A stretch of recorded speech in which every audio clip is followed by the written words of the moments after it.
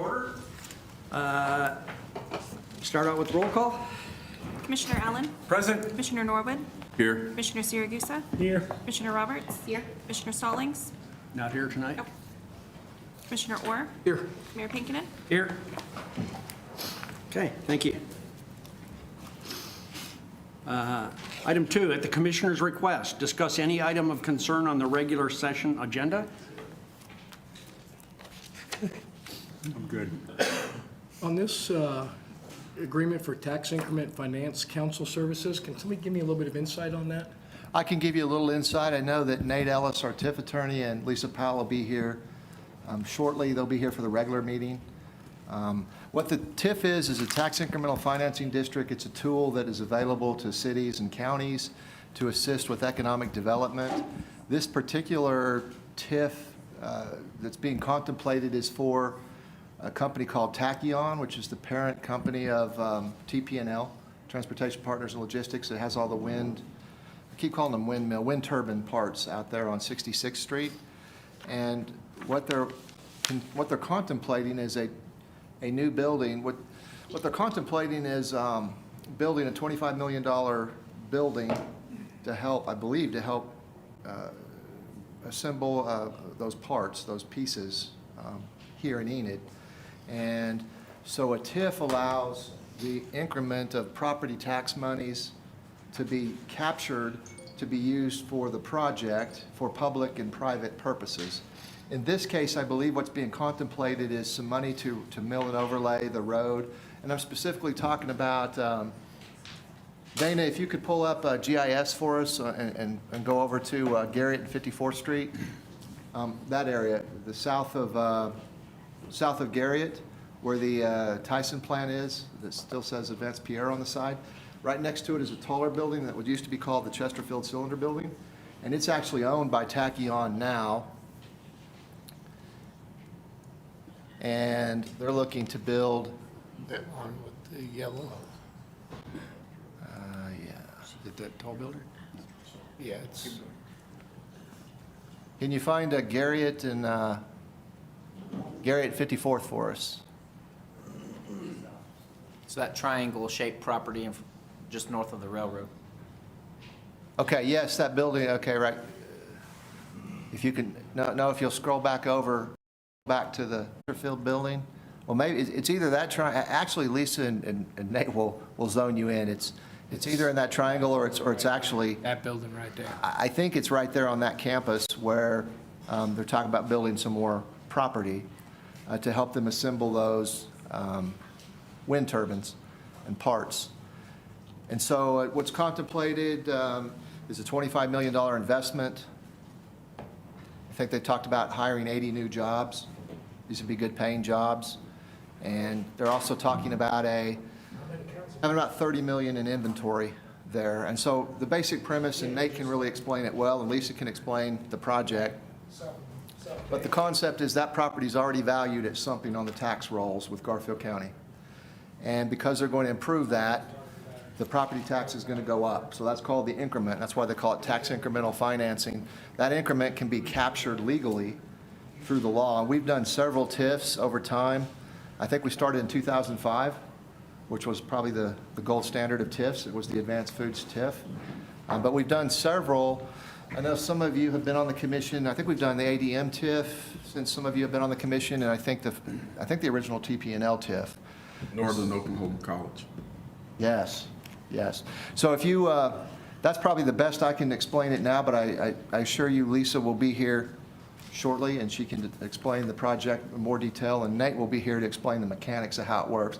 How it works is tonight you're being asked to approve a resolution to create a committee that will begin exploring this project and come back to you with recommendations. Typically that process, Nate can speak, he's the lawyer, but it takes a certain number of meetings and a couple of hearings. Typically it takes 60 days or so to go through those meetings, come up with the project. The people that receive these tax monies will be on the committee. Right now, it's suggested that it's in Ward 3. So Keith Saragusa, there's one person appointed from the commission that's the chairperson. And in this case, we suggested Keith Saragusa. From MAPC, there's one person. We suggested Cole Ream. And then there's specific reps from Garfield County, which has typically been the treasurer, or excuse me, the treasurer or the assessor. Don't know exactly who it's going to be yet, but be one of those people probably. There'll be somebody from the Garfield County Health Department because they get the property tax money too. There'll be somebody from Autry, and I'm missing somebody. There's somebody. Superintendent at Pioneer. Yes, of course. There's Pioneer the school system that's affected. Kuntz. So it'll be Brent Kuntz. So that's the 6 people, and then actually 3 more will be added to the committee, by the committee, with a list of names that he'll come up with, and we'll help him come up with 7 names, I think is what it says. But, so what it is, again, is an opportunity to use that tool to help a company that wants to expand and bring good paying jobs. The folks that may be impacted or are concerned about it have an opportunity to be on that committee, and then they ultimately vote to bring a recommendation forward to you guys. That's a long-winded explanation and not as good as what you're going to get here pretty soon. Yeah. So what role does the Public Finance Law Group that we're maybe entering an agreement with, what role do they play in this? They provide the legal services and the know-how to get it done. Nate Ellis is part of the group that's Public Law Finance Group, has been our bond counsel on things like this and on debt probably for 25 years or more. And so Nate, I think, has done, other than the first TIF, the 2005 TIF, I don't think Nate was around to do that one, but I think he's done or been here for every other one. So that is to contemplate their legal fees for that, which I think are roughly, I think a total of $55,000 if the TIF is created. If it's not created, I believe it's $25,000. What we typically do on those TIFs is we recoup that fee through the TIF revenues. So the city would have to pay that money now to go through the process, whether it's created or not.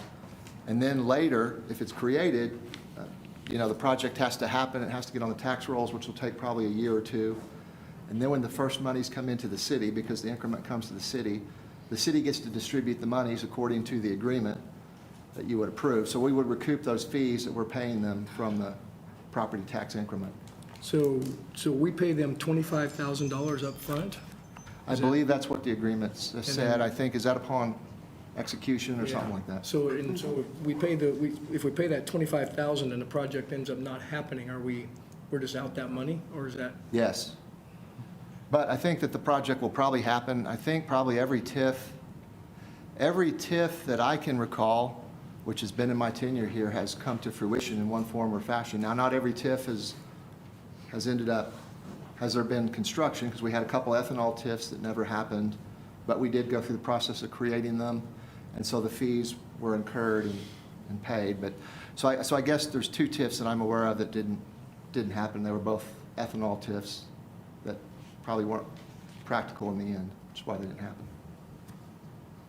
So yes, if it doesn't happen, we'll still be at the fee, but there's a high probability. I think it's a great project, so there's a high probability I think that committee will bring you a recommendation to approve and set up a TIF. Scott, if I could help on this also, I think you remember we were at a meeting where I told Lisa, why don't we get a windmill manufacturing company in to take up some of the property we have on 54th? I think that's what's She did happening. it. She did it. So now it's just a process of getting the ball rolling and getting them into the building. So it's a pretty good bet we're not going to lose our $25,000. No. But it's, No, I think it's a pretty good bet that we're going to create a TIF. Now, Create about 80 jobs too. the company itself will have to do what they say, but they've already built the laydown yard out on 66th Street, so I think it's pretty good. got a big investment here already. Yeah. Thank you. Okay. Okay, any others? Okay. Item number 3, study items 3.1, update on Call Lake Water Supply Program. Good evening, Commissioners. Eric Flay of the Garber is your program manager. Yep. So it's been a little over 6 months since we actually met in this forum. I know we've had some site visits for the launch party and a signing ceremony. with Senator Imhoff at the core, but it's been a little while since we gave you an update, all the way back to August of 2021. So we're going to go ahead and bring you up to speed.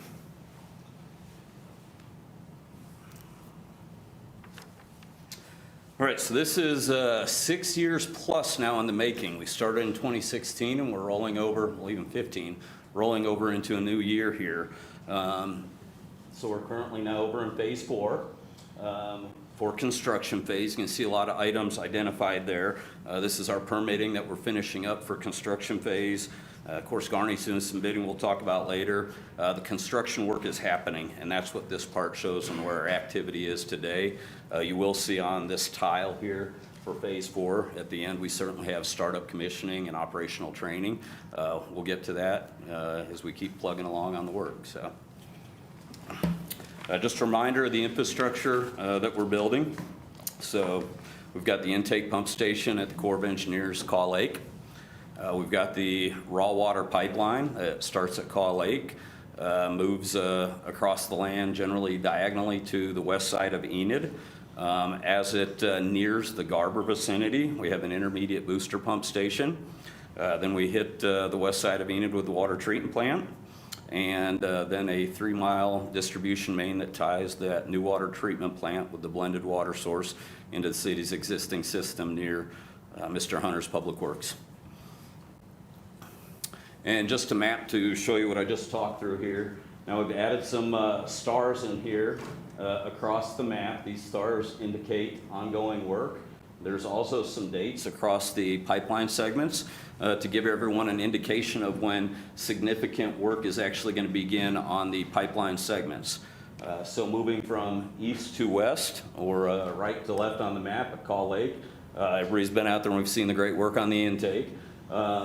We've got an Arkansas River horizontal directional drill crossing happening at that first crossing part, and have mobilized at the second Arkansas River crossing.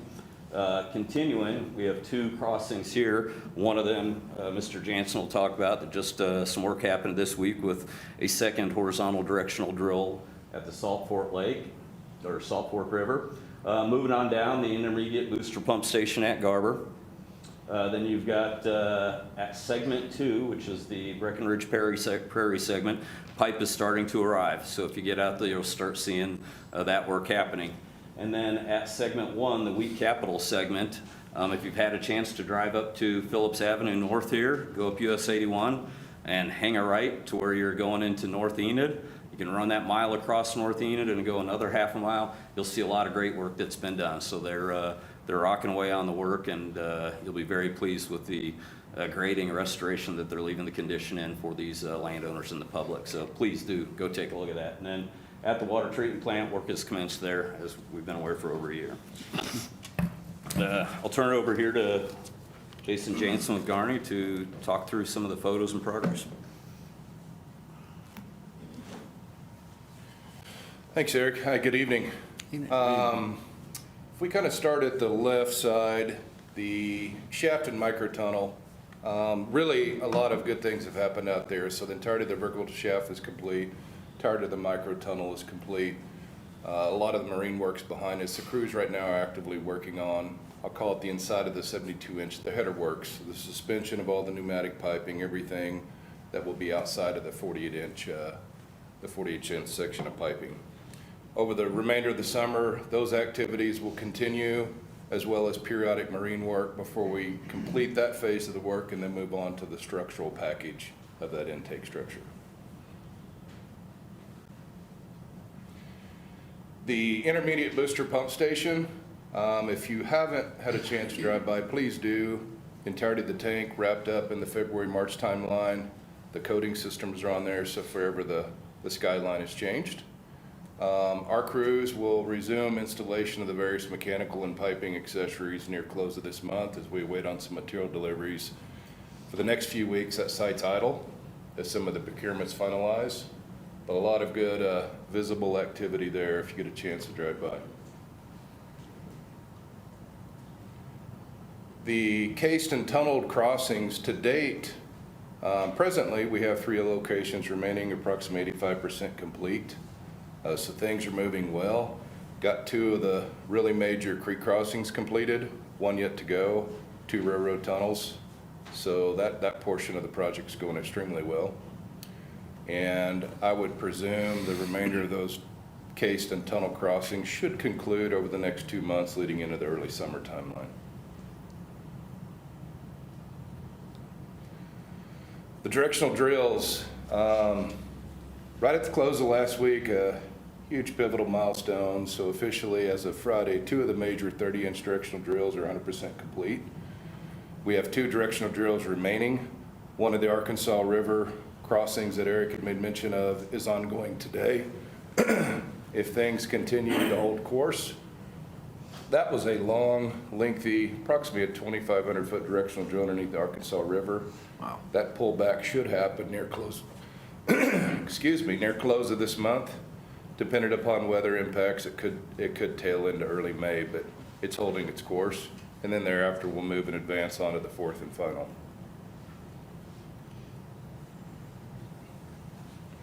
Pipelines, again, along Phillips Avenue, just east of 82, the segment 1 construction is active. There's over a mile of pipeline installed to date. Taken delivery of roughly 2.5 miles of pipeline and prepped right-of-way in segment 1. Today, we have nearly 2.5 miles of right-of-way prepped in segment 2. Delivery scheduled to start in segment 2 next week. Those activities will continue to advance up and down the alignment. Waiting on a current update as of close of last week.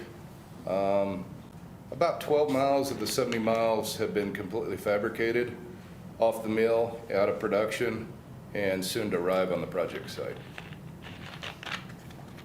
From a delivery standpoint, current projections are all piped to be on the ground, hopefully by close of summer into early fall this year, take complete shipment of the entire program. So may I ask a question? Maybe 2. When you open trench, then how deep below what would be the surface is that pipe? And how much dirt is from the top of the pipe to outside? Varying depths of cover, but predominantly 48-inch or 4-foot minimum, with 2 to 3 foot vertical separation of utilities. And I might need to ask Eric for input. I believe, or Morali, ditch crossings where I believe we're 6 feet, as well as creeks, and approximately 7 to 8 foot minimum cover at roadway crossings. Have you had any supply line issues or? Nothing to speak of to date. I mean, every day is a new day. Yeah. So yes, but we've weathered the storms thus far. And the bore that we looked at a couple of months ago, has that been finished out into the lake? So that's all completed? 100% complete. That's fast. And then you're digging by hand some of these tunnels. And that made me nervous, but then they described to me what happened, so. Yep. It's a jack and bore operation minus the augered system. So it's hand tunneled with a hydraulic ram assembly to advance the casing as it's excavated. Yeah. Gives us infinite control of line and grade with 100% visual at all times. All right. Sorry for the interruption. No, it's good. And then the water treatment plant, again, would encourage swing by. Office complexes are fully set up. There's a lot of the mass excavations behind us, currently ongoing structural slab and concrete placement. Every other week, you'll see pump trucks show up, things of that nature. We're beginning to take delivery of all the steel yard pipe, the storm drains. So outside of the precast by the GAC building and the filter buildings, all those active mechanical operations should start by close of this month with related to the storm drain and the 30-inch yard piping installation.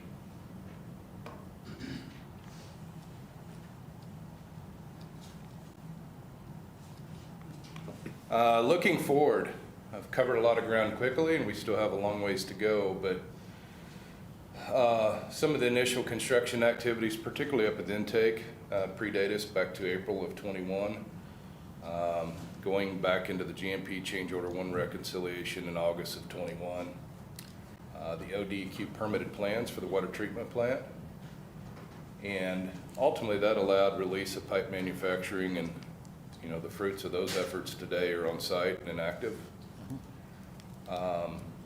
The bidding phase through May of '22, so today is the first day that Chestnut is actually advertised. It'll run course for the next 3 weeks. And today, we intend to take proposals May 17th. That'll be the last and final of the procurements for the Call Lake program that CMAR's managed. Ongoing, some of the long leads, you know, how are we overcoming that?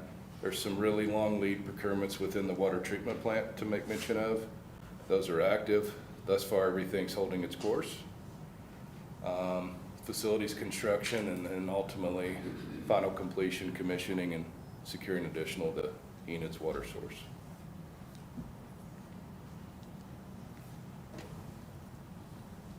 Thank you. Thank you. It'd be really good to recognize Garney's efforts thus far on some high-risk items that Jason just talked you through. Certainly that large wet well at the intake has been one of the high risks we've had from engineering that transferred to Garney now in construction, as well as the tunnel, the 72-inch tunnel out to the lake, which are both now successfully done. So we're checking the boxes, certainly on these high-risk items. Some other ones are the horizontal directional drills. So Garney has successfully accomplished 2 of those, and again are poised to finish the long, oh gosh, over half a mile pool at that first Arkansas River crossing with that 36-inch one. So another one is the DN tank with regards to the foundation and the soil conditions that Envirotech helped with, and Garney established a good platform for that 1-million-gallon tank out there. And they're now doing that. It all starts at the foundation at the water treatment plant with all the steel work for reinforcement and concrete on those footers and foundations. So great things are happening. We're taking care of business. So on that note here, we've shown you this slide, I think I have for like 3 years now. So we've migrated this and brought it up to date now. You'll see over with this first one is environmental things with the Corps of Engineers. All things are complete there now with regards to NEPA and the wetlands. Our ODOT permits have been complete for some time now, as well as you heard Jason just brief. In November last year, we got the last DEQ permit to construct for the water treatment plant. So that is new since last time we visited on this. So now we're 11 of 11. Moving on to Corps of Engineers, we all just, I guess, signed, the mayor did, executed the storage agreement a month ago. We still have one other agreement to finish up with the Corps, which is the real estate agreement. Not an urgent one, and Raleigh's got that in good shape and ready to get that executed anytime here. So for the railroads, we've got 3 out of the 4 completed. There's 1 more remaining for a fiber optic near Public Works over by David Hunter's office area for the Chestnut water main. For county crossings, we've now accomplished K, Noble, and Osage, and this week we're turning in the Garfield permits. So those 26 will turn green, and we'll have all road crossings completed very shortly. The last one here looks bad. We got utility relocates and oil and gas encroachments. So we're showing 25 there. So that is a number that we established based on the potential of needing encroachment agreements with all the many oil and gas companies across the 70 miles. Not all of them require it, and we're still working through that. So many of those will essentially go away because some of these companies don't require it. However, some of them do. So we're working through that now. Those will be require signature by both the city and Garney as the contractor to execute those, and Garver will continue supporting on the administrative side, coordinating those to push them through and not hold up work. So that was a worst-case scenario, 25, could be 12, could be That's correct. 15. Okay. Yes, All Mayor. right. Thanks. To land acquisition, I know you guys have been working this very hard with your city staff. We've got the first one we've titled Bridge, so there's 7 remaining out of the 230, and it's actually more than that that we started with 3 years ago. This is just an incredible success story for a program. There's 2 remaining that are in legal with Carol and her attorneys, and then there's 5 Bureau of Indian Affairs tracts that need to be closed out. I know you're aware on that. And those 5 are indicated here. You've got 1 that is a fee owner, a private owner. The BIA has authorized it, but we still need to get for missing person just to get all the rights to that one. We've got 2 that are only tribal only. These ones with the Ponca tribe, as well as 2 of them that have both some non-responsive private owners plus some tribal interests. So that'll close out all the raw water pipeline. Then over at Chestnut Water Main, I think last we spoke, we maybe had 3 out of these 25 back in August last year. We now have 1 remaining, and I know the city's working to try and help and assist on that one. Okay. All right, upcoming changes. So since last we visited in August, we had the GMP reconciliation change order. We have case tunnel crossings, a few of those that we need to accomplish. We've got some challenges at the Arkansas East River crossing that we're working through that may have some impacts. And then the last one is Jason introduced, that Chestnut Water Main's out for solicitation, and we're certainly looking forward to open them bids and see how pricing looks today. So this slide essentially is the risks, the high picture risks associated with the program, the case tunnel crossings.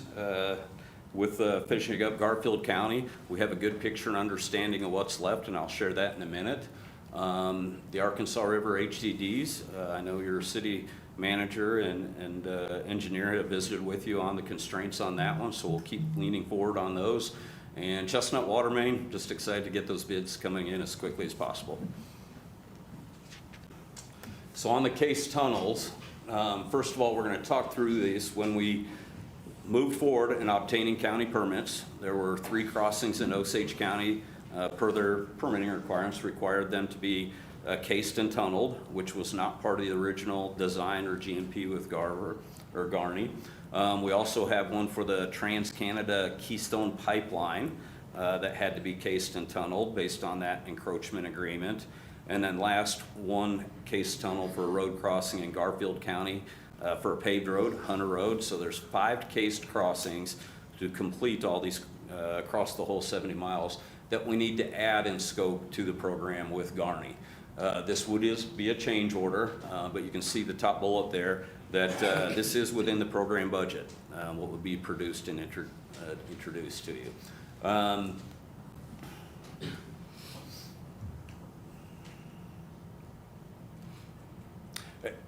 And that is the gist of it. So any questions on the cased crossings? I can pause and let you read, but I think you're all aware and familiar with this. No, that's good.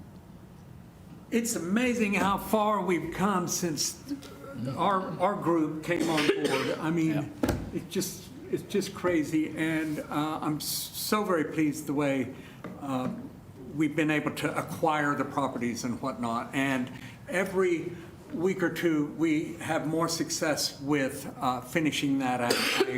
I hear good reports all the time, which is because this is a very tenuous process, as everybody's well aware, and I think it's continuing to go our way. Yeah, there's a lot of moving pieces to this. I too am very happy with the way it's been going. 230 parcels that we had to obtain, and now we're down to just a small handful that are in the final stages of being completed. The worldwide supply chain management shortages, it's like somebody needs a pat on the back somewhere, because I'll tell you what, that doesn't happen by accident. That happens because of a lot of careful planning and by a lot of people. So I too couldn't be happier. It's going very well. Any other questions? Okay, thank you. Good update. Next up, item 3.2, update on FY21 audited financial statements. Yeah, I'll kick off the discussion. We have our auditor, Mike Gibson, in the audience, and he'll visit with you in a moment. But the primary thing that we're talking about tonight is the completion of the fiscal year 21 audit. Every year, the city is required to be audited, And then we send off the completed versions, like we'll start doing soon, to all the stakeholders who want to see and look at our financial statements. They specifically look at our compiled financial statements and express an opinion on those, which you'll talk about tonight. They look at our internal control that's used to produce those financial statements, and they also look at our grant compliance and the single audit report that is required as well. So it's really at least three components to talk about. We have just recently finished these up, and so I believe that you all have received those now digitally. We do not have hard copies yet, but those will come later. In the FY21, well, I can tell you that if you take a look, Mike can talk about it, but all three of those reports are what's called unmodified reports, which means that they're the best report you can get. And he can read you the language about being fairly stated, free of material misstatement, or whatever that stuff is that you talk about in the third paragraph. Plus, there's a bunch of other stuff to read. Then you actually, at the very first of that audit, you will see a management discussion and analysis. It's about 12, 15 pages long. Just talks about some various things, talks about our net assets, talks about net position, talks about capital assets, talks about several other things. Then you get into the financial statements at the beginning. And I don't know if we have a copy of them in the folder, Dana, to pull up, but as you look at them, you should take a look at them. The government-wide statements will show you a breakdown between government activities and business activities, and that will show you the differences. Bottom line, I wanted to point out that we did increase our net position. I think it was $18 million or something like that. Mike can speak to the numbers here in a minute and then the reports. There was a finding that Mike can speak to, and then there's also, he needs to update you on some previous audits, that there's some specific reasons that he had to look at, the auditors had to look at again to wrap up. But I'm very happy that I believe we are wrapped up and done now. So you have the results of, I think you have the 21 audit, I think you have a restated 20, and I think you have a 19 single audit. Plus you have the associated reports to the governing body that he's required to give you. So I think with that, Mike, why don't you come on up? You're with RSM, and you can go through the iterations of what you used to be called. You've been auditing us for a long time, and we've been RSM long enough. I won't go back that far into history now. So anyway, but thank you, Gerald, and thank you, Mayor and City Council members. I'm really glad to be here and to talk about our audits of the City of Enid's financial statements and the single audit.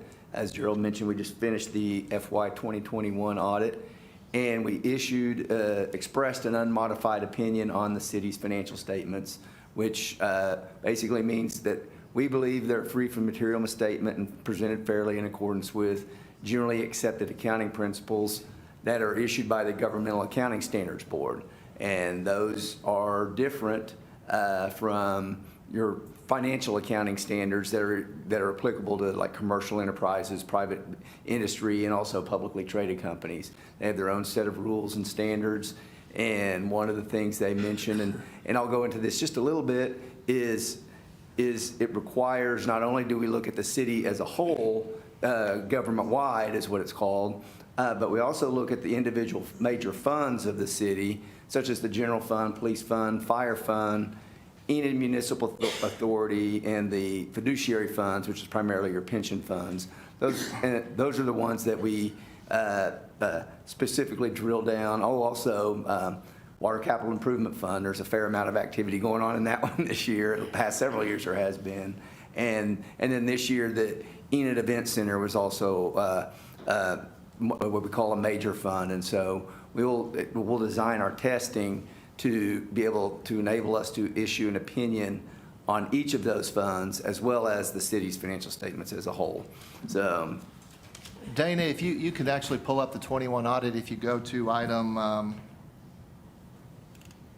let's see, 8.14, and you can pull up the 21 audit, and then maybe we can follow along, Mike, if you want to step them through the reports and. Well, I wasn't going to go quite that level of detail, Okay, but I great. could. I mean, there's a couple of things I wanted to, if they wanted to Okay. flip to page 14 is kind of a hard statement to read because it's kind of small.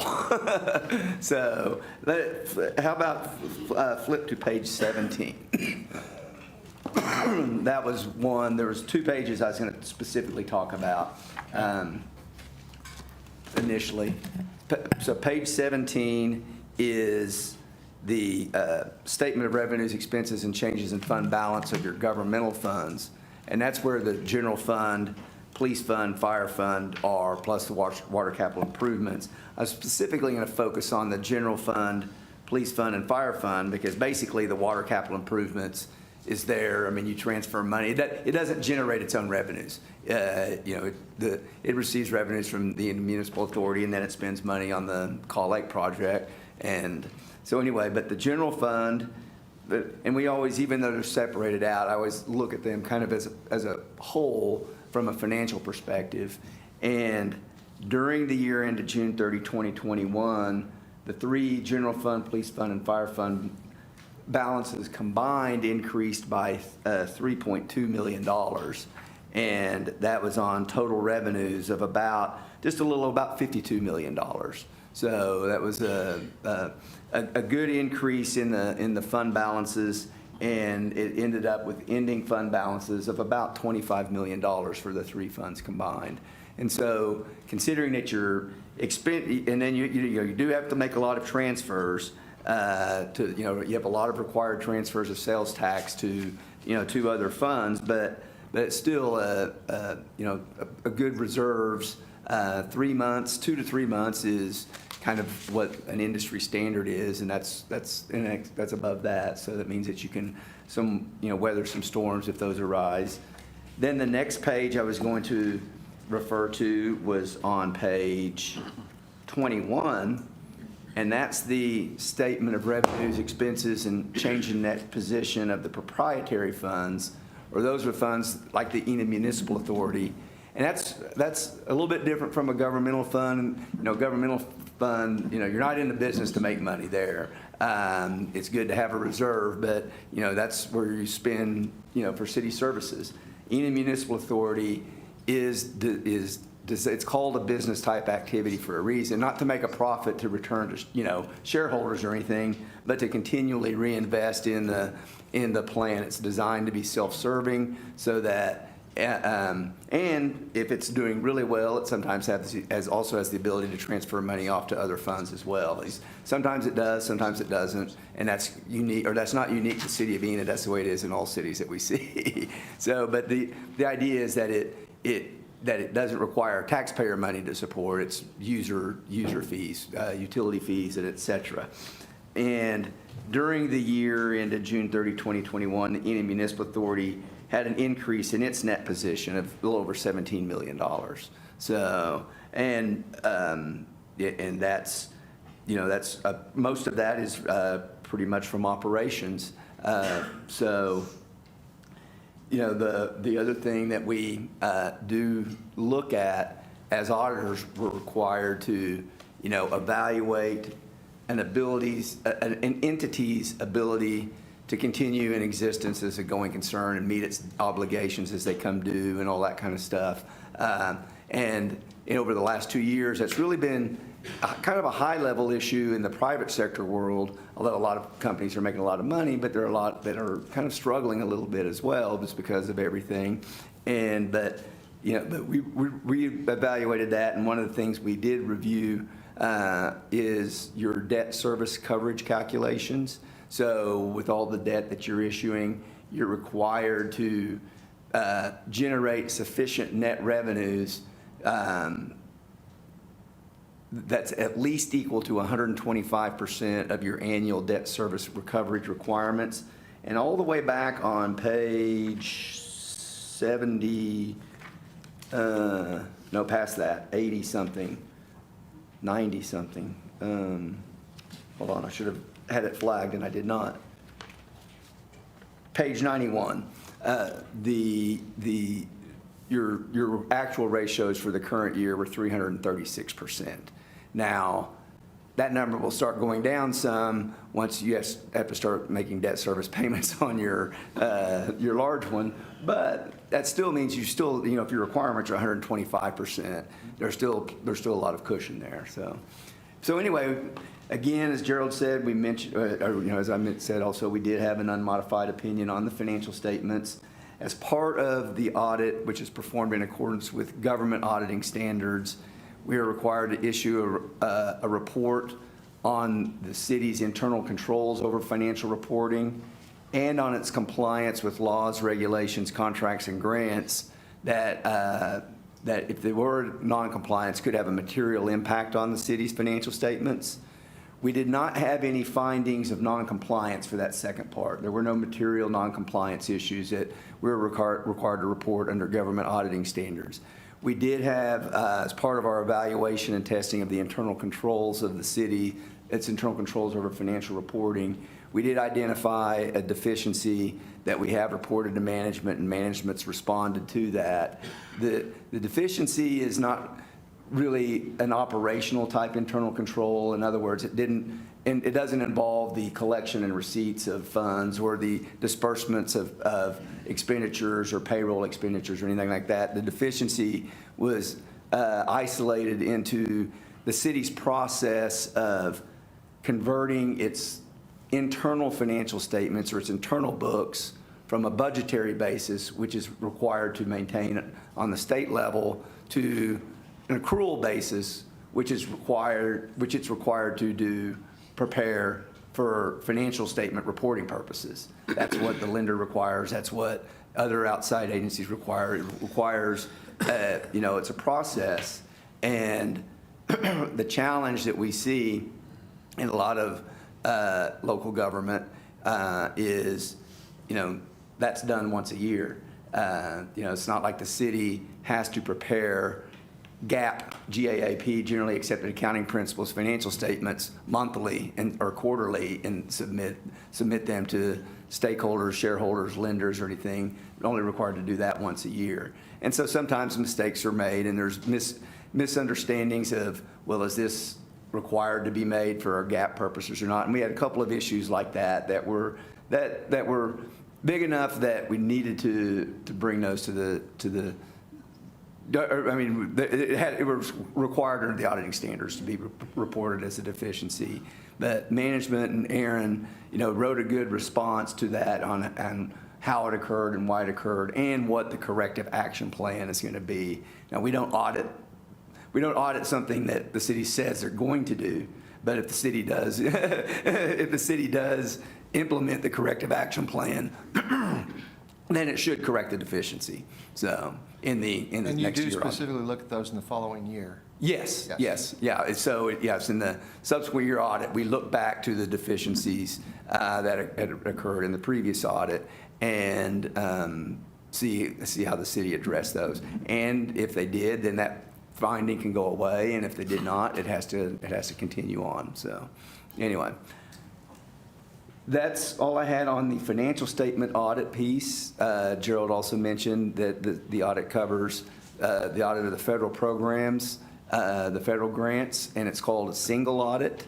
And so we do an evaluation, and this year the city was the recipient of the COVID-19 CARES Act dollars, and so that was the program that we audited, and we did not have any findings of noncompliance with the requirements of that program, and issued an unmodified opinion saying the city did comply with those requirements. We also tested the internal controls over compliance with that program and did not have any findings of internal controls, meaning that the city had established proper internal controls in our judgment to ensure that they would comply with those requirements. So anyway, that covers the financial statement and compliance audit for fiscal year 2021, and I'd be glad to answer any questions if anybody has any. So it appears none of us are going to jail. That's a good thing. Quick breakdown. No fraud, No fraud, no misappropriations of any monies, no misappropriations of any money, no lost money, no lost money. just a procedural issue. The deficiency was defined as an accounting reporting issue, yes. The way That that, was the same as last year. yes, yes. And then we corrected it, knowing how to do it this year, since it wasn't on last year's audited until we went back. Well, I'll go into that just a little bit. So two things happened, and Gerald mentioned, we had to revisit the 2019 audit for one piece and the 2020 audit for a couple of different reasons.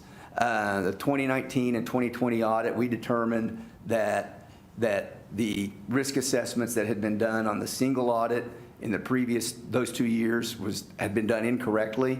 We had to go back in and audit an additional federal program in each year and then reissue our reports.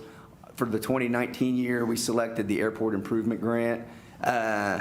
We did have, we had an unmodified opinion on compliance. There were some findings, but they were more procedural. They were more internal control related. We were required to report those.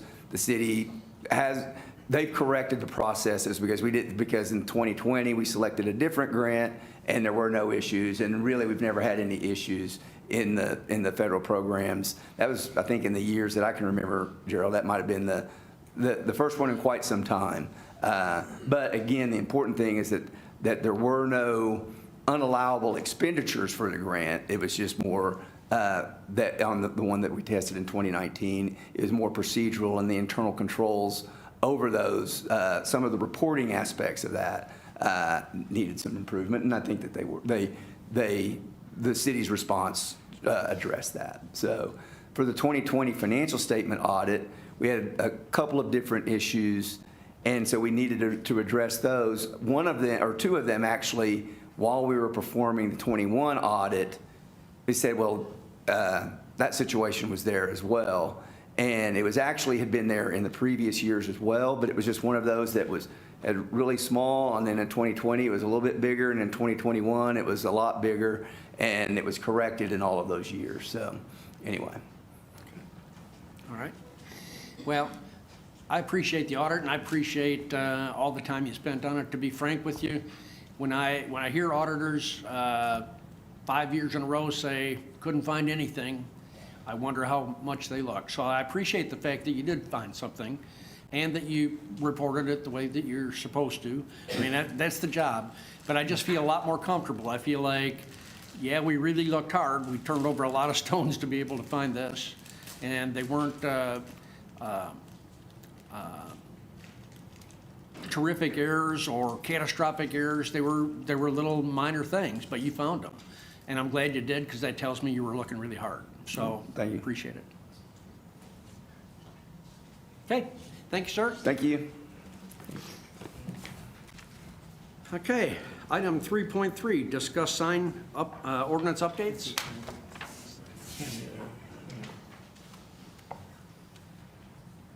Good evening, Mayor and Commissioners. Here in front of you tonight to talk about sign regulations and some new ordinance changes that we'd like to present to you.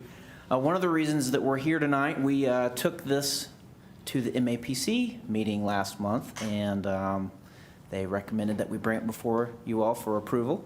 So I thought we needed to take the time to go through it, because since the last time that I was in front of you, there have been a few minor tweaks, and so I want to make sure everyone fully understands what we're looking at when we're talking about this potential ordinance change. So I will just take you through it. This is just a reminder of why we have a sign ordinance. These are the objectives that are found, that we have that are in our ordinance. Why we would want to have regulation on signs. But I'll get into some changes here, and I want you to pay attention to this Freddy's sign that's in the picture. It has an EMC, an electronic messaging center, on the bottom of it. And we will talk about the relationship between the Freddy's sign and the EMC later on as I'm talking. So I want you to just keep that visualization of that sign with you as we talk. But on this particular sign that you see, how we may have done it in the past would be to do a permit for the Freddy's sign and a permit for the EMC. And so we would have two different permits, two different fees, two different size calculations for how we do that. Moving forward, we will consider all of that to be one sign. So that will aid in the fee for the permits and make that a little easier for contractors and business owners to build nice signs like this one to make our community look great. We have made a change in our requirement for insurance and bonds for sign contractors, and that is matching with the industry standard and what other people are doing. And if you have a sign face that just simply needs to be replaced, we will not charge you a permit just to change the face of that sign. So that was in our ordinance before, but not spelled out so clearly, and so we want to make sure that we have emphasis that is what the intent is.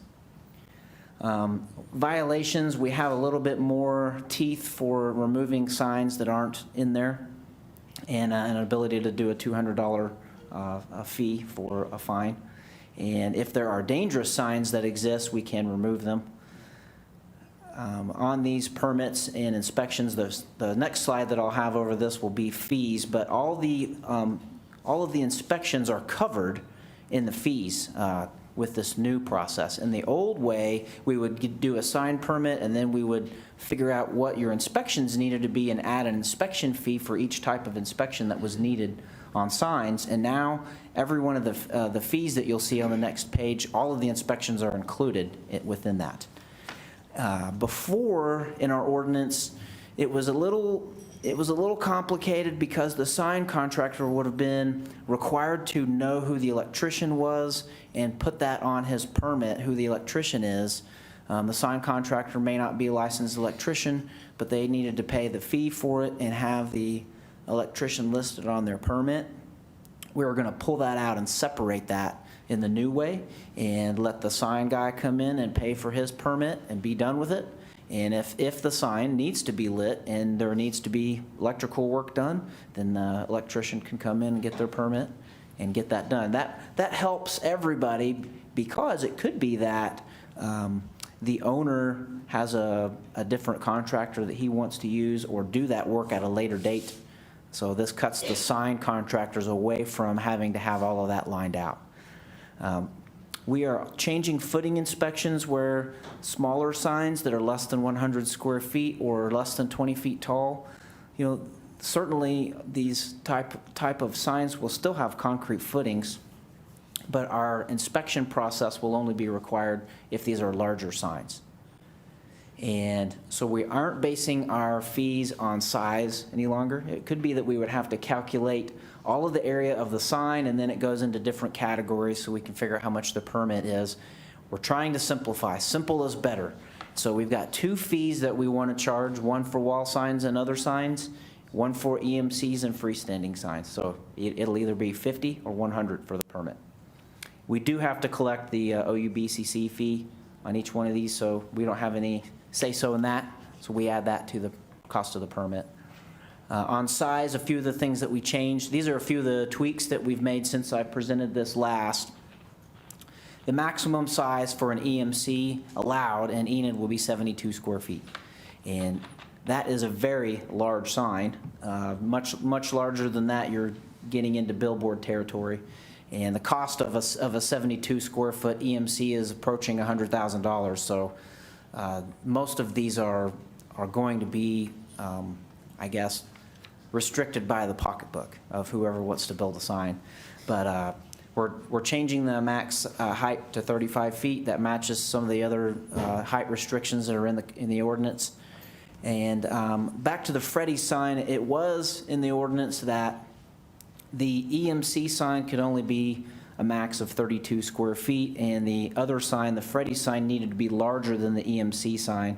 Well, that's really not the way a lot of sign companies and customers want to have their signs. They want more of the EMCs, and so we're not making a certain percentage be necessary.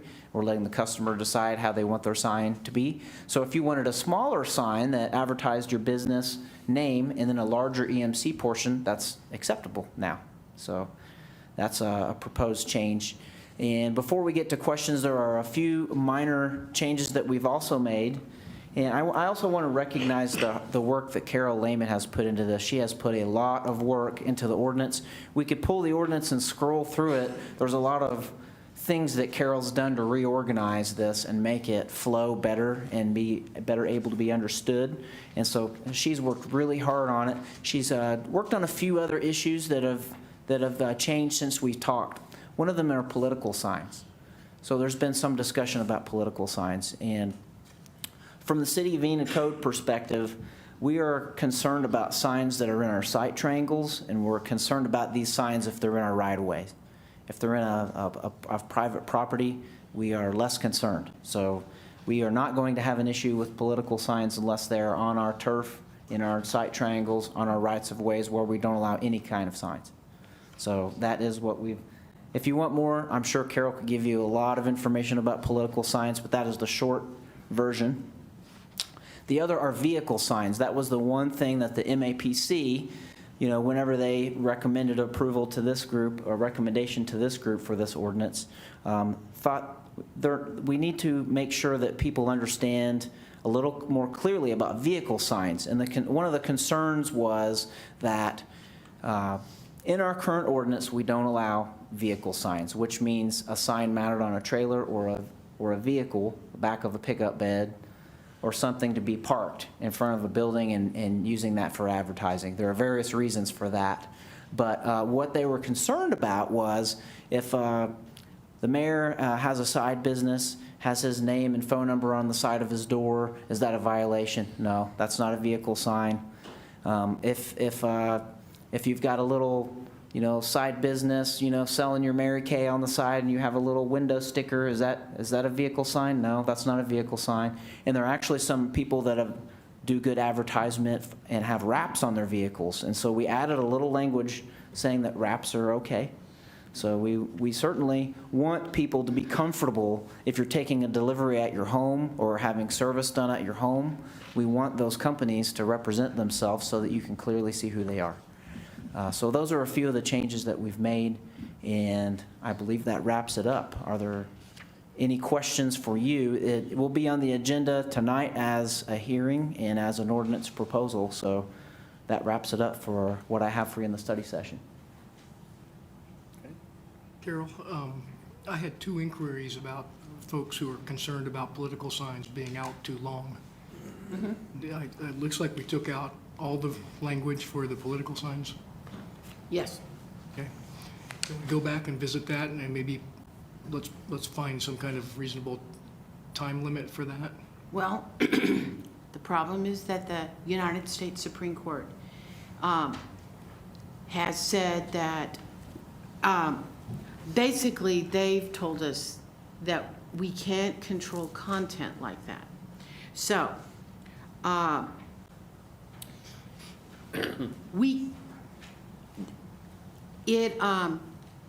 political signs are protected. They're protected more than commercial signs.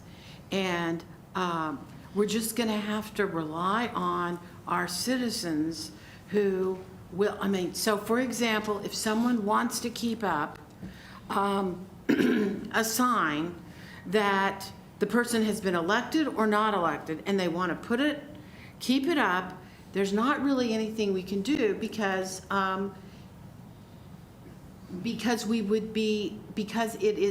it's not content neutral. So if there are too many signs, so there is a limit to how many of temporary signs or signs like this you can have. So if there's too many, we can take them down. If they're in the wrong place, we can take them down. But who is to say, one of the problems is, who is to say that, for example, someone could have a Jimmy Carter sign because, you know, they're still upset about the Reagan victory. And it could be a political statement. And we really can't tell them to take it down. Now, for 40 years, we have done it. But in 2015, the United States Supreme Court said no. Okay. And they said it's strict scrutiny, and those are political messages. So, for example, there were people that, until the banners came off in the wind, there were large banners that were still concerned about Mr. Trump and positive statements. And they were there, and I was driving by them, and I knew that the election was over, but I also knew that, you know, they maybe are still upset. And so they get to keep them. So really, we can't. So if I want to put a giant John F. Kennedy poster up, as long as it's not too big and it's not in the right of way, you can't really do anything. Now, we have for 40 years, but we can't. But I am confident that citizens, for the most part, are not going to, like, I don't have a John F. Kennedy in my front yard, and the people didn't put back their banners. They didn't go buy new banners. And I am confident that the people that have signs now, the candidate will win or the candidate will lose, but they will come down, maybe not as soon as our ordinance said, but they will come down in a prudent time. And I'm sorry, we don't have any leeway. It's strict scrutiny, and what you learn in law school is if something is going to be looked at with strict scrutiny, it is not going to survive. I'm really sorry. That's okay, but, so you're telling me the Supreme Court, The United States Supreme Court right, has said, that candidate signs are a political statement? yes, as are various different flags and other odd things that could happen, you know. Even if they're offensive? Oh, now, if they're offensive, we don't have anything we can do. But if they are obscene, we can stop them. So it's got to be extraordinary. So, you know, we can stop them if it outrages the majority of the people, and a judge finds that the outrage is sensible and a reasonable man would be outraged. And the United States Supreme Court said that you know it when you see it. They said, we can't tell you what that is, but we know it when we see it. And that is absolutely a quote. I think maybe Justice Brennan or Justice Berger. How long ago, and just out of curiosity, do you know how long ago they passed that, the United States Supreme Court had said that it's a... Okay, the obscenity one was back before I went to law school. 2015 is when the Supreme Court said, you know, and I knew, but if every time, I mean, if I went in and messed with stuff that's sitting there and has a use but might run afoul, then I would be bothering you guys constantly. So I knew that at some point it was something was going to happen, and it did. But I'm confident in our residents that they'll be sensible. Thank you. Okay. One more question, Carol. A lot of HOAs don't have rules against having signs in yards. Does this say that those rules are unenforceable, or what? HOAs. Oh, okay. If it's an HOA and they say you can't have no Okay, here's the signs. difference. All right. And it's an interesting difference. The HOAs, if they have rules or if there's covenants, those are okay because private business doesn't have to protect necessarily for free speech. So, for example, it's just government that gets this strict scrutiny. So if they say, you know, you can't have, you know, like they can say, you can't put your laundry on a fence or on a clothesline. And they can say that there can't be any signs in the front yard. Right. But we can't because Okay. it's speech. Yeah, I just wanted to bring Yes. that up so that people are thinking about Sure, different they housing could go in developments and take care of it in those ways. Also, you're under contract with an HOA. Yeah. sign a contract when you. Yeah, everybody signs up to be part of that You organization. gotta follow and- that contract, which supersedes anything Yeah. the city can do Okay. Thank you. Yes, now. on we- certain issues. Yeah, we did put in something where some of the HOAs had a requirement, you had to have cedar shake shingles, and it has been determined, that's in our codes, that because of the threat of fire, you shouldn't require that. So we did that a long time ago. So we can, additionally, there are, probably not HOAs, but there are deed restrictions that indicate certain people can't live in certain houses, and those are unconstitutional. And so we have, so those are not valid. Back, in the 1920s and stuff, but they're still in the deeds, but they're not valid. But other than that, So HOA laws can ban political signs? but Yep. The city cannot. Yep. right, because we're government and they're not. Okay, Yeah. thank you. Okay, any other questions? Artie, thank you. Item 3.4, update on Great Plains Bank Building. Yeah, let me go ahead and kick this one off. Scott's going to go through some slides. We're going to try to give you some more background and history on how we acquired the downtown Great Plains Bank Building and some of the possible uses, and probably talk about why we thought it was important and a good opportunity.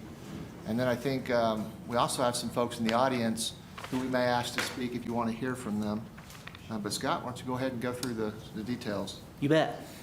All right, Great Plains Bank, this is just a reminder of some of the time frame. Some of this happened before some of you were seated on the commission, but we had Don Rose come in and he inspected the building, and we had the opportunity presented from us, and you can follow the time frame here, but it was decided that it was a great deal at the time. So the commission decided to purchase the building for a very a good price, and this is the time frame, the timeline of how we had it in the budget. We hired an architect to start working on the roof because we knew we needed help with that and the ADA issues. And we're here today in part because on the consent agenda, we have a roof replacement. So we want to make sure that we have a time to talk about this and make sure that's what this body wants to do. And I have not gotten an update, but the last I heard, they were hoping, Great Plains was hoping to be in their new location by October of this year. You know how new construction goes, there's no guarantee on that. So a little information about the building so that you have it as you're making these decisions. The boiler and HVAC is working. It does work now. It has been working. We did get an estimate on replacing it. It is very expensive, $550,000. Not recommended that we necessarily replace it now, but maybe sometime in the next 1 to 5 years. We did receive a CV grant, which we're going to be, there are a couple of items on that $3 million grant that are be awarded tonight on the agenda. But the remaining funds of that, if this building were to be used and open to the public as a building used for public uses, that grant could cover this expense if that's the direction that we would like to go. Just wanted to put that out there. Estimates on repairing the building that we know of. So we have a roofing quote tonight, $255,850. It's on the consent item agenda. Ken Corbin, who is back here, we hired him to get those bid specs ready. He is probably more familiar with the structural integrity and what this building is than just about anyone. His office was there for a long time, and he helped get the bid specs and the design for the roof. So if you have any questions regarding the roof or the building, we can call Mr. Corbin up here, and I'm sure he would be glad to elaborate. The ADA estimate, this is also something done by Corbin, Hertz, and Haney. Did I say it in the right order? Okay. They have $477,000 estimate for all of the ADA improvements that need to be made on that property that we've identified. And it is in the budget. Those budget line items there are in this year's budget. So that is money that is ready to be spent if desired. So the asbestos removal, that is a quote we have not put out yet to bid. That would get pretty well all of the areas needing improvement done, and leave out the boiler room and the high ceilings on the first floor. So that would exclude those, and that wasn't in a part of our budget. So you can see at the bottom, we have $790,000 in budget, but with the asbestos removal, it puts us a little above what our budget would be if we wanted to do all of those things. Even though the ADA estimate came in almost $100,000 less expensive than our budget. So very, very good pricing there. This is a quick breakdown, and I'm not going to read these line items to you, but out of those ADA expenses, this is what that would entail. A lot of it are bathrooms. They're redoing the elevator, retrofitting that. And a lot of it is outside parking, working on the handrails, the slabs, making sure we have all the signage, entryway, the automatic swing doors that can open. So a lot of them are those type of things. And if we desire to move forward with these ADA improvements, it could be possible that the contractor could bid out to do a portion of them in 1 year and another portion in another year, if that's something to be desired. So that is where we are. These are a few pictures of the layout. If there are any questions, we can refer back to these slides. And possible uses of the building. Dan Scheidel is currently in the building working with United Way, and he's working with some other groups and have met with some people to brainstorm. And these are some of the ideas that his group came up with, and I thought I'd call Dan up and let him talk about some ideas for possible uses of the building. Thanks, Scott. Mr. Mayor, council members, appreciate your time and your consideration. So we got together with a number of folks in the community to do some brainstorming about what we could possibly use the building for. And, you know, it's real easy to look at that building and go, well, the easiest thing would be to let's just demolish the building, right, and make it a parking lot or whatever. But, you know, great things take hard work, and I think this is a great building that could be invested. And I mean, we're talking about minimal investment to make that a great facility that could be a multi-purpose facility. So we came up with some different ideas, multiple purpose, multiple use.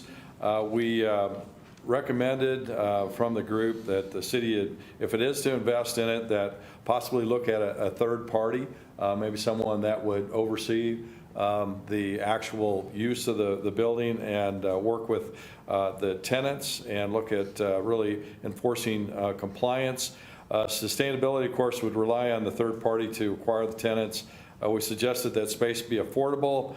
The funding sources, we know that renovation can be done, that there are federal funds available. There are other EPA funds that could be secured to maybe do some of that asbestos remediation. We also know that there are also earmark funds from the federal government that could possibly be obtained if we identify it as a certain use, whether it might be a youth center, youth services, career development in the basement. It could be a daycare center. I know that we talked that we might want to be really thoughtful in regards to who you lease the space to. Like, for instance, if we were to have maybe a dispensary in there, you wouldn't want to have a nonprofit and dispensary in there providing drug and alcohol counseling. Although I thought one of the ideas for a drive-through dispensary was a great idea. You can make a lot of money off of that, but we won't recommend that. One of the other things that we did was we did have a number of conversations with some of the business leaders downtown, some of the bankers, some of the attorneys. We also talked with major donors, nonprofit groups. It was a mixed bag, as you can imagine. We talked about whether or not the building could be something that could be sustained by those that would be leasing space, and we felt that it could, depending upon how it was going to be used. I did have a meeting with Dwight Hughes, the superintendent from Autry, and Brian Gaddy, and they came over and we started looking at the basement, whether that could be possibly used for youth services, career partnership, STEM projects, and then possibly the main floor we thought could be daycare. One of the things that we're missing most right now is daycare. And so that could possibly be something we could do, or we could use youth and mental health, character development. All these different ideas, came up with about 5 or 6 different options. We just thought that leasing would be, the space would be critical to attract nonprofits, entrepreneurs, maybe some other business and clientele downtown. The general location is an excellent location. So I think there's some interest from Autry. I'm not going to speak for them since Dwight's not here, but I think there's probably some interest that we might be able to partner with them. Many businesses, major nonprofit donors share their thoughts. Some believe that, it's not a good investment to keep dumping taxpayer dollars back into an old building, but others felt if there could be funds found that we could make this significant investment required, that they would rather see that renovated, transform the building and use going forward. It would be preferred other than its demise. So we just believe that it's a great space, and we think that we would like to stay there. Of course, not when the asbestos remediation is going on.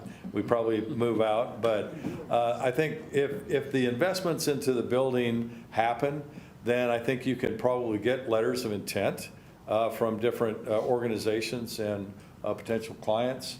And I think those are some of the things that we came up with in regards to what the building could possibly use for. So be happy to take any questions or turn it back over to you, Scott.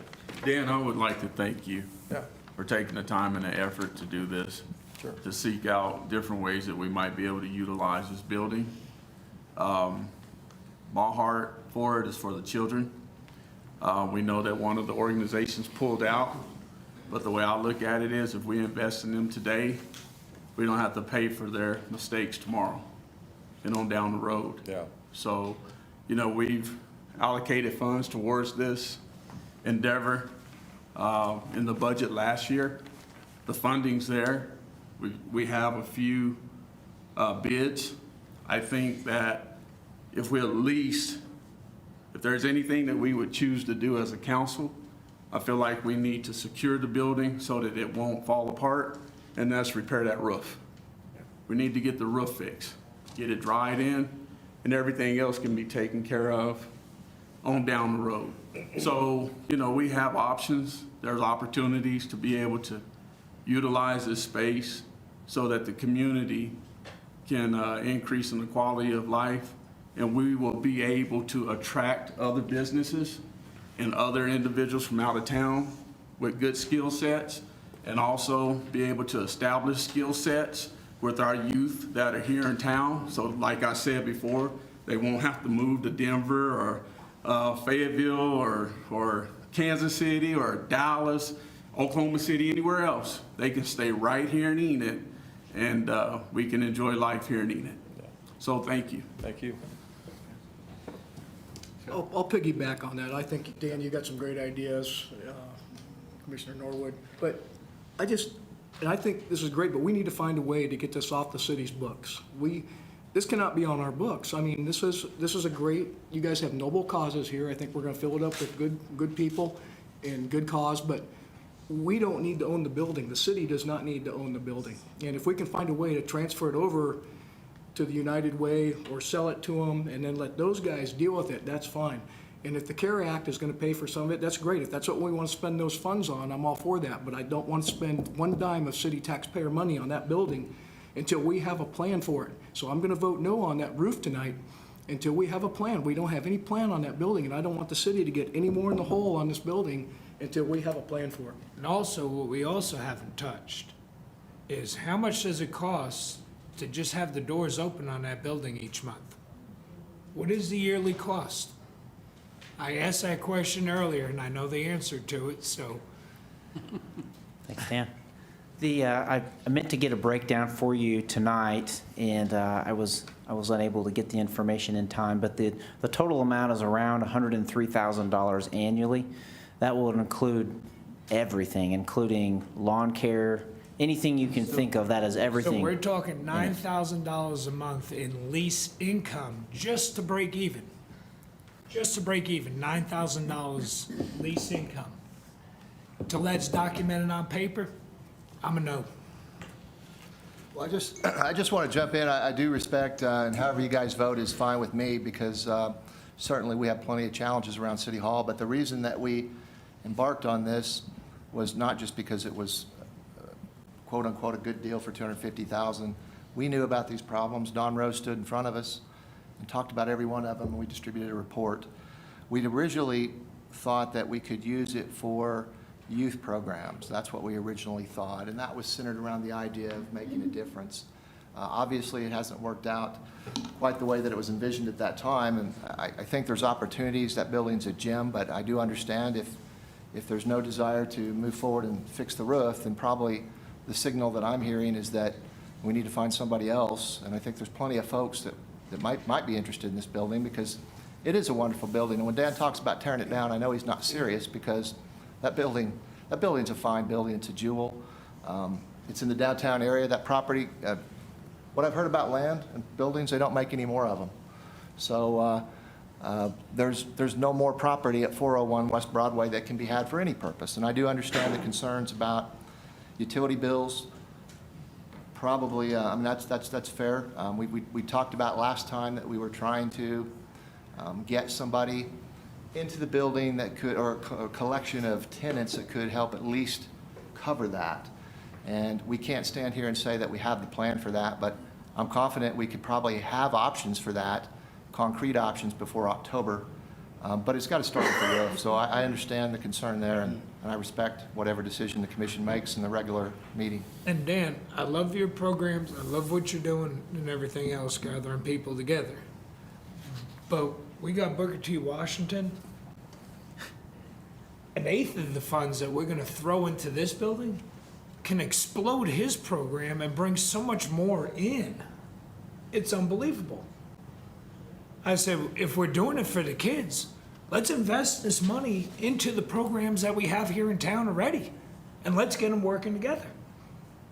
If we're doing it for the kids, why waste $1.2 million on what might be? We already have, let's put that $1.2 million into what we already have as a city and what we have as programs in the city. That's what I'm getting at. Then we're gonna add another $100,000 a year just in mortgage. $100,000 a year would go a long way down to Booker T. Washington's program. $100,000 a year would go a long way and help a ton of kids on the east side of town. Okay. We're going to consider this later. The only other point I'd add to what everybody else has said is I see two different issues here. One that I think is one maybe we need to consider is putting a roof on, because I don't think we can sell the building without it. You don't have to do everything else that has to be done to occupy the building, but if we really want to sell it, we probably got to have it in a position to be able to sell. And if it's got the current roof, that may not happen, and if it does happen, it's going to happen not to our benefit. So, and the longer that it takes without that roof, the more damage could happen to the stuff inside, and now it gets worse and worse and worse. So, Hey, I I'm not. just got a legal question for Carol. Yep. Legally, knowing that the building has asbestos, can we sell it Yeah. as a city? Yes, You just can't disclose we're it. not gonna be- Yeah, you got to disclose it. yeah, we can sell. Okay. So anyway, that's just something else to be thinking about during that. Any other questions on that? Okay. It's 24 after. Let's take 10 minutes and get back here at 6:35.